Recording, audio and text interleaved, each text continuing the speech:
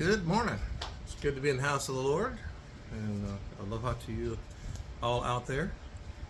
If you would open up your Bibles to the book of Ruth, where we will begin a study here. It's kind of an interesting study.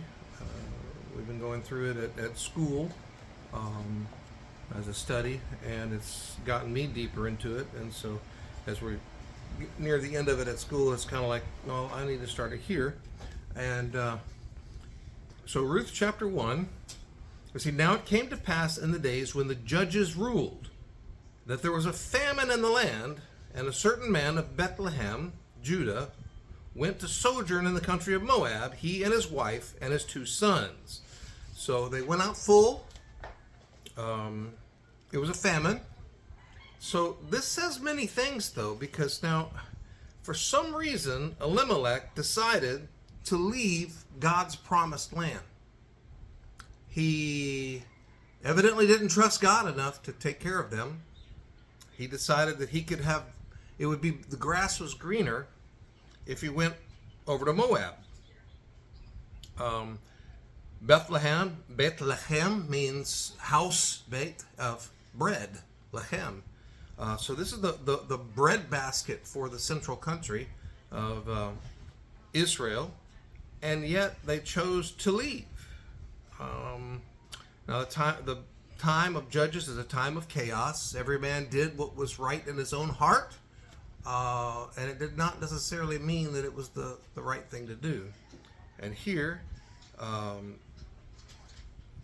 Naomi, Mahlon, and Chilion, and Elimelech decide to leave. So verse 2, and the name of the man was Elimelech, and the name of his wife Naomi, and the name, which means pleasant, and the name of his 2 sons, Mahlon and Chilion. Ephrathites, which is Bethlehem, Judah, Ephrathah, which is just outside of Jerusalem. And so they were of Bethlehem, Judah. And they came into the country of Moab and continued there. So Moab was they came from a hill country and into a volcanic area. And Elimelech and Naomi's husband died. It was hard labor trying to establish a new place, a homestead in Moab. And Elimelech dies, and she was left, and then her 2 sons. And they took them, so now she just has the 2 sons to work the land. Why did Elimelech die so soon? Well, sometimes when you leave God's blessings and presence and his hedge of protection, you end up taking the brunt of it. And it looks like Elimelech was the first out. So the sons took them wives against God's law, right? God told them not to take women of the land, women who were not of their faith, not of their belief, not of their God. So they had other gods. They worshipped idols. They were polytheistic. So the name of one was Orpah, and the name of the other, Ruth. And they dwelled there about 10 years, so they had some time to establish themselves, make a homestead, start getting some, food and things like that, and make their presence known within the community. And Mahlon and Chilion died also, both of them. And the woman was left of her 2 sons and her husband. So it was just Naomi and then the 2 daughter-in-laws. So she looks around and assesses her situation. Now, she has Elimelech's land to go back to, but what state is it in? They've been gone over 10 years. So obviously it's going to be in a state of decay. The land would have been cared for by relatives, so they would have been taking all the profit all this time, but they would reserve it. They would give it back to her because that's the way God's law worked. They took care of themselves, and that's why they were so doing so well if they'd just stayed. But there was an excess now, a bumper crop in the land of Israel. She hears this and she says, it's time for me to go. I got to return back to my roots, back to my peoples. But she's old now. So verse 6, she arose with her daughters-in-law that she might return from the country of Moab. For she had heard in the country of Moab how that the Lord had visited his people in giving them bread. Wherefore she went forth out of the place where she was, and her 2 daughters-in-law with her, and they went on the way to return unto the land of Judah. Then it struck Naomi, I'm not doing these ladies a good service, and I know the customs of my people. So Naomi said unto her 2 daughters-in-law, Go, you return each to your own mother's homes, each to her mother's house. The Lord deal kindly with you, as ye have dealt with the dead and with me, in burying them and the distribution of property and everything. So the Lord grant you that you may find rest, each of you, in the house of her husband. In other words, go find you another husband, or go live in the home that your husband's built on that land. And she kissed them, and they lifted up their voice and wept. Everybody wept. What a tough time. Moab is, remember the sons of Lot, the incestuous relationship of Lot. That's why Moab is not part of the group. There's some that have a faith in God, and there's some that don't. Most that don't. They've taken up the beliefs of the people. They had been an enemy because of previous oppression during the Judges period. Moab becomes quite the enemy of the Israelites later on. There's a famine in the time of Gideon, so we know that time. And so let's look at this. It says, And they said unto her, Surely we will return with thee unto thy people. And Naomi said, Turn again, my daughters, why will you go with me? Are there yet any more sons in my womb, that they may be your husbands? Now, okay, so they're probably in their 30s now, 20s or 30s, and they're going to wait. If she could have children, they're going to wait how many years before it's just, turn again, my daughters, go your way, for I am too old to have a husband. If I should say I have hope, if I should have had a husband, also, even tonight, and should also bear sons, would you tarry for them? Would you wait for them until they were grown? Would you stay for them from having husbands? Nay, my daughters, for it grieveth me much, for your sakes, that the hand of the Lord has gone out against me. Now, back and forth, there is a pattern of devoted love between them. Naomi's looking out for him and trying her best to take care of him. And they lifted up their voice and wept again, and Orpah kissed her mother-in-law. But there was a difference between Orpah and Ruth. Ruth clave unto Naomi, clave unto her. And she said, Behold, thy sister-in-law is gone back unto her people and unto her gods, her false gods, right? Return thou after thy sister-in-law. But Ruth wouldn't have it. Ruth said, Entreat me not to leave thee, or to return from following after thee. And this is a quote that is just stuck. It's one of the memory verses for my Bible class for the kids. He says, For whither thou goest, I will go. Where thou lodgest, I will lodge. Thy people shall be my people, and thy God, my God. It says a lot. This is a faithful, obedient woman. He says, Where thou diest will I die, and there will I be buried. And the Lord do so to me, and more, if aught but death part thee and me. So I'm here to take care of you until I die. Well, Naomi, breathed a sigh and said, well, she saw that she was steadfastly minded. She's not I can't dissuade you. Not like I could dissuade Orpah. She tucked tail and headed on back, because she realized the situation. And so she was steadfastly minded, verse 18, to go with her, and then she left speaking unto her. She quit trying to argue. So they two went until they came to Bethlehem. And it came to pass, when they were come to Bethlehem, that all the city was moved about them and said, Is this Naomi? She's back. Remember, she had lots of friends and things. It wasn't her choice to leave. It was her husband's. And she had to go where her husband went. And this says something about her state of mind at this point, though. It says, Call me not Naomi, call me Mara. Mara means bitter. For the Almighty hath dealt very bitterly with me. I went out full, and the Lord hath brought me home again empty. Why then call ye me Naomi, which is pleasant, seeing the Lord hath testified against me, and the Almighty hath afflicted me? So she stuck in her bitterness and affliction because of tough times. We can get stuck in that too, right? Even though the seeds are right there for redemption, for an amazing turnabout, but she doesn't see it right now. Right now she's in her own misery, basically. Verse 22, so Naomi returned, and Ruth the Moabitess, her daughter-in-law, with her, which had returned out of the country of Moab. And they came to Bethlehem in the beginning of the barley harvest. So you got springtime, and lots and lots and lots of fields. And what do? Well, they have a dusty, cobwebbed home, shuttered. There's no food. You don't get food dropped in your lap. You might get a few welcome baskets maybe or something, but you know what? You got to go to work. And Naomi is well past the working age. She might catoodle around the house and maybe, sweep the cobwebs, but there's not much else she can do. She can't do any heavy lifting or anything else. So Naomi had a kinsman of her husband's, a mighty man of wealth of the family of Elimelech, and his name was Boaz. Now, a little backstory on Boaz.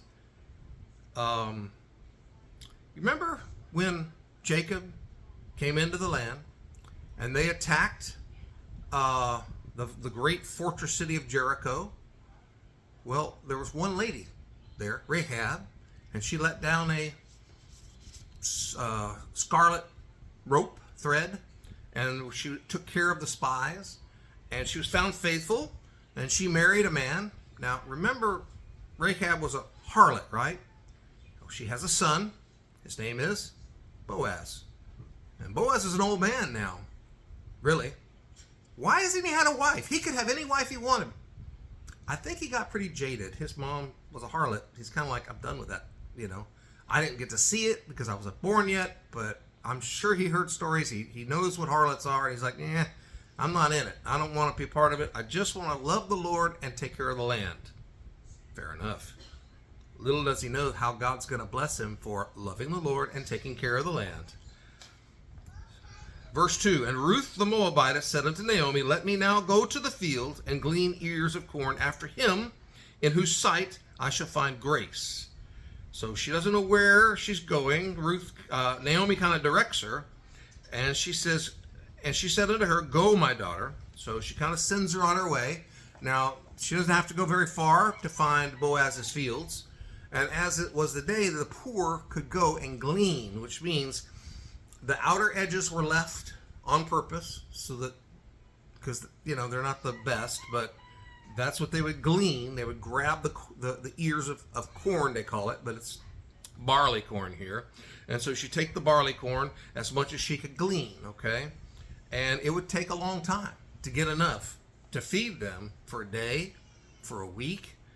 She's got to lay it by in store. She's got to work hard to have enough for down the road, because when the barley harvest is over, so is the food source. Then you wait for the wheat, and then later, I forget the other one, the last one. And she went and came and gleaned in the field after the reapers, and it was her hap. There's no such thing as accident, right? A coincidence. It's a God incident. She accidentally went to the field of Boaz, accidentally on purpose, because God was watching over his people and over her, and her hap was to light on a part of the field belonging to Boaz, who was kindred of Elimelech.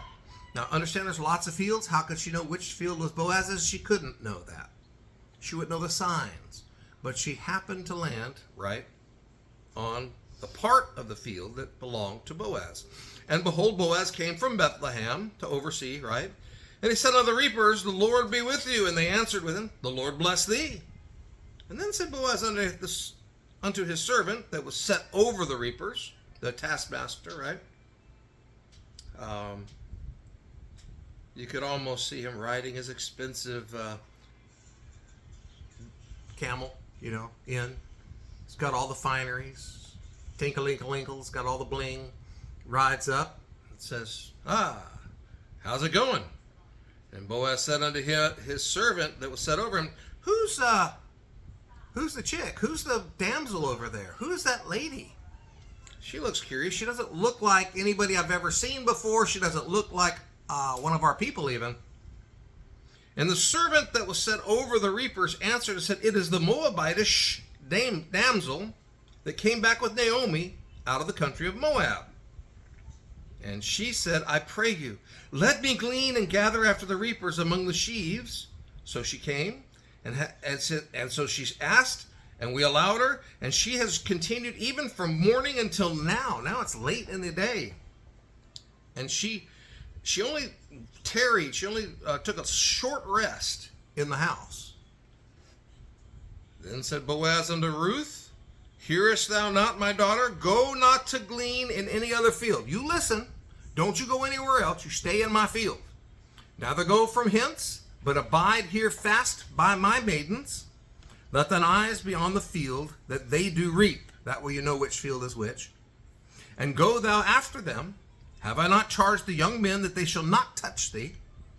And when thou art athirst, go unto the vessels and drink of that which the young men have drawn. So, because of her faithfulness, because of her hard work ethic, because of her wanting to take care of Naomi, God has blessed her, not because of that, but because God has blessed her anyway, because he had a plan. We don't always know the plan. You know, it kind of sucks with the situation she's in. Her husband's dead. Naomi's husband's dead. Her sister-in-law chose to go back. She is pretty much on her own. But she found grace in the eyes of God, in the eyes of Boaz. And he's launched out and said, the young men are not going to mess with you. You can drink the water that they draw for you, which is hard to pull water from the bottom of a well. Some of these are like 90, 100 feet deep, and you have to pull water 7 pounds per gallon, and you got the sack that it's in, or leather, and you got to pull the rope too, wet rope. It's a lot. So then she fell on her face and bowed herself, verse 10, I think, yep, and bowed herself to the ground and said unto him, Why have I found grace in thine eyes, that thou shouldest take knowledge of me, seeing that I am a stranger? I'm not from here. You ain't from around here, are you, girl? No, she's not. She looks different, probably smells different, but she is she is well known now for taking care of Naomi and as a hard worker. And so we find this out in verse 11. And Boaz answered and said unto her, It hath fully been showed me all that thou hast done unto my mother-in-law, unto thy mother-in-law, since the death of thine husband, and how thou hast left thy father and thy mother and the land of thy nativity, and art come unto a people which thou knewest not heretofore. You didn't know these folks. You didn't know how it's going to go. So Boaz speaks a blessing upon her. It says, The Lord recompense thy work, and a full reward be given thee of the Lord God of Israel, under whose wings thou art come to trust. I looked out in our backyard yesterday, and I saw a mama hen, and she was spreading her wings out to get her chicks underneath her wings. It was so beautiful. I see that God keeps us under his wing of protection. He builds a hedge of protection around us when we choose to love the Lord with all our heart, mind, and soul. And so, verse 13, Then she said, Let me find favor in thy sight, my Lord, for thou hast comforted me, and for that thou hast spoken friendly unto thine handmaid, though I be not like one of thine handmaidens. And Boaz said unto her, At mealtime come thou hither, and eat of the bread, and dip thy morsel in the vinegar. And she sat beside the reapers, and he gave her parched corn, and she did eat, and was sufficed. She was filled, and she left. And when she was risen up to glean, Boaz commanded his young men, saying, Shh, come here, guys, hey, let her glean even among the sheaves, and don't reproach her. Let her glean all of it, And also, just by accident, drop some of those long stems, the ears of corn and they call it handfuls of purpose. Purposely drop handfuls of these ears, right, for her, and leave them that she may glean them, and rebuke her not. So she gleaned in the field until even, and then she winnowed and beat out that she gleaned, and it was about an ephah of barley. That's quite a bit, okay, about a gallon size of the thing. So you think, wait, she's been there all day and that's all she got? No, that's actually quite a bit. And remember, it's not like today where your ears of wheat and barley have, hundreds and thousands of corns on one stem. These stems here, they don't have that. You might be fortunate to have, 20 or 30 grains per stalk. And so that's not a whole lot. Verse 17, so she gleaned in the field until even, and beat out that she had gleaned, and it was about an ephah of barley. And she took it up and went into the city. And her mother-in-law saw what she had gleaned, and she brought forth and gave to her that she had reserved after she was sufficed. So she took what she needed to cook and, take care of things, and gave the rest to her mother-in-law. And her mother-in-law said unto her, where hast thou gleaned today? And where wroughtest thou? Where were you working? Said, blessed be he who did take knowledge of thee. I think she knew right where she was at, but she was going to ask her anyway. And she showed her mother-in-law with whom she had wrought, and said, the man's name whom I wrought today is Boaz.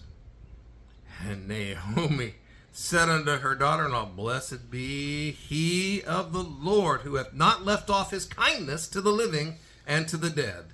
And Naomi said unto her, the man is near of kin unto us, and one of our next kinsmen. And Ruth the Moabitess said, he said unto me also, thou shalt keep fast by my young men, until they have ended all my harvest. And Naomi said unto Ruth her daughter-in-law, it is good, my daughter, that thou go out with his maidens, and that they meet thee not in any other field. Don't you go anywhere else. You stick close to them. You do what he asked, okay?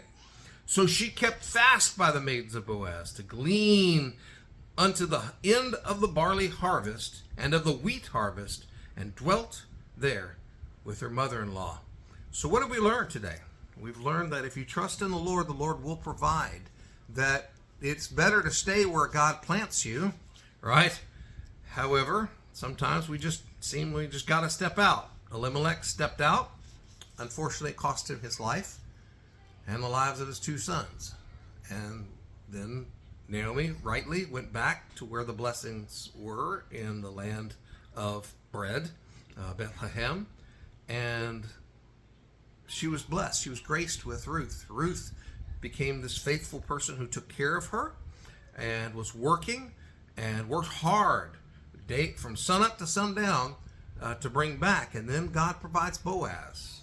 And Boaz blesses her so that she's not coming back with little, but comes back with much, enough for both of them. And day by day provides to where they have enough, probably even to sell, and to have a little money to be able to get other food and other things and trade. So what a blessing it is. So they open up their home, they start setting things up, and she becomes closer and closer to Boaz, and we'll find out the rest of the story next week. Let's pray.